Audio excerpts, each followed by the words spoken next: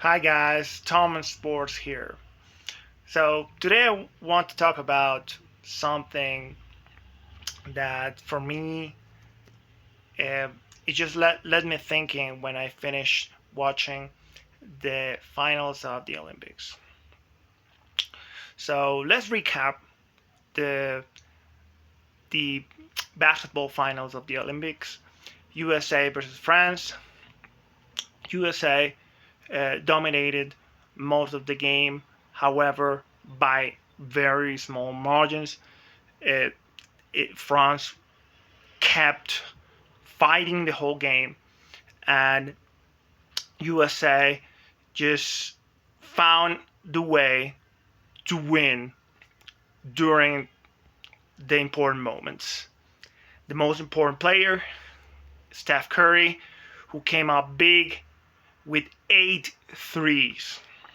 Unbelievable, especially those final four threes in a row to kill the game. And the last 3-pointer was a dagger, not only because of the moment and the margin of difference in the scoreboard, but also because of the way that he made that shot. It was so difficult that it was frustrating. It was totally demoralizing for France once that shot got in. And if we see the performance of the players throughout the whole Olympics, who are the best players? Steph Curry, LeBron James, and Kevin Durant. The legends of this period of these last 15 years, the best players of the last 15 years, they performed this time for their team. LeBron James was mostly the leader, the facilitator, right? And he also came up big defending the most important players of the other team. Sometimes Joker at the end of the Serbia game, and sometimes Jabuzeli. I'm not sure if that's the correct pronunciation, but um, that guy uh, in France was the best player, and he was defending him at the fourth quarter. Steph Curry came big in those last two games with his scoring. He was amazing, unstoppable. And Kevin Durant also was a very consistent scorer throughout the the tournament. So, but what do they have in common? They are probably the oldest players on the team. I'll have to check, but I'm almost sure that they are the oldest players of the team. And by the next Olympics, there will be 30. That will be 43 for LeBron and around 40 for Durant and Curry. So, what happens with that? Well, that means that there's a worrying situation for the USA team for the next international competitions, and that's specifically what I wanted to address in this video. What's next for USA team? Because I don't think those three guys compete in the World Cup. At least that is kind of possible, but I don't think they will. They will compete there, and almost certain they won't compete in the next Olympics. So USA team needs to organize their selection team, and the new players, right? The young players have to step up. They need to step up. In the Olympics, they looked weak. Jason Tatum looked very bad. It is true that his game didn't match up very well with some of the best players, with Lebron, with Durant. He's a player that needs the ball in his hands a lot, but not that's not the problem. He's not that good of a playmaker, but he's also a, a streaky shooter. He needs to shoot a lot, and in these Olympics where you have to pass the ball, you are not the superstar in your team where all the offense revolves around you. You're not going to have that many shots, so you need to get in rhythm quickly, and that didn't happen with Tatum, and he didn't look good. Haliburton didn't have much opportunity also to play, but let's see how he plays next time he's selected for the U.S. team. I'm almost sure that he will, because he's one of the best point guards in the league, and he's very young. Anthony Edwards, I think from all the young players, I think he was the best, for sure. However, in important moments, he looked weak too. He was missing important shots in both games, right? He hit some good shots, but there were other moments that he missed, and he didn't look that good. So, important points for the next international competitions for the USA, in my opinion.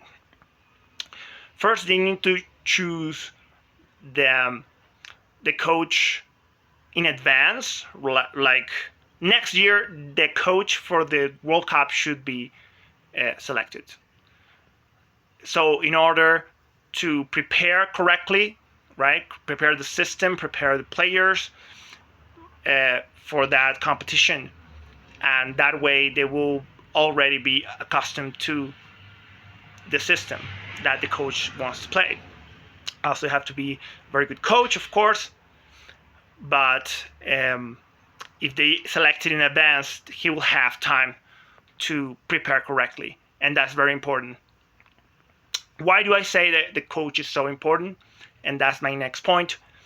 Because it doesn't look that they will have that much talent. Like these Olympics, because of how the old guys show up, it looked like they have way more talent than the rest of the teams.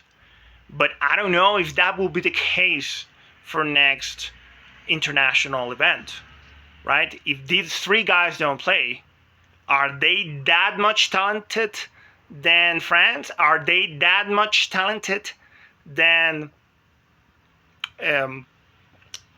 Serbia? Than Germany? Not that much. They are definitely more talented, but not that much. And that's worrying, of course, for the American people and for people like us who like to watch basketball and to watch the U.S. team. They need to select players that play very well together, that their games match up very well, and get used to the coach's system in order to play better as a team, and that way secure the victory if they want to win. The talent won't be there to overcome the other teams with talent. Okay, just pass the ball to these guys, or just fast break and we will destroy them. That's not how it looks for the future of the team, right? Let's see what happens. And the other thing that I find important for the next event is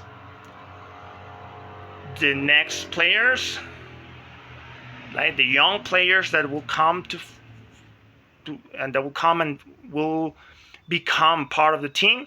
They have to become leaders. Some of them, right, and not all of them, of course. Too many leaders can be a problem, but Some of them will have to become leaders, because so far, even when Anthony Edwards looked good, he didn't look that much of a leader.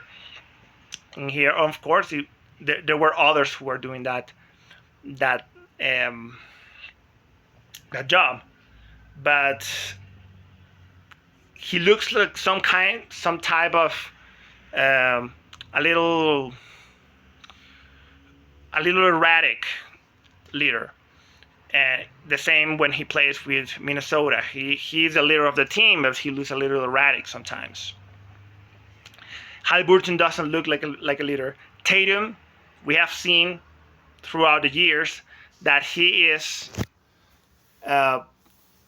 he has problems with leadership, and that's why Jaylen Brown looked so good in these past finals, because he was the one who was taking the team in his back in the most important moments.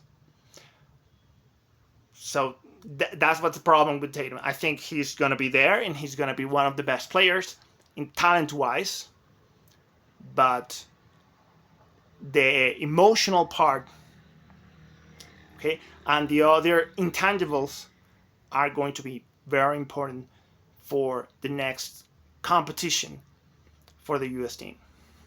Let me know in the comments what you think. What's next for the team? What is the roster that you can foresee in the future for the World Cup and for the next Olympics? Let me know in the comments, as always, and please thumbs up and subscribe. Bye bye.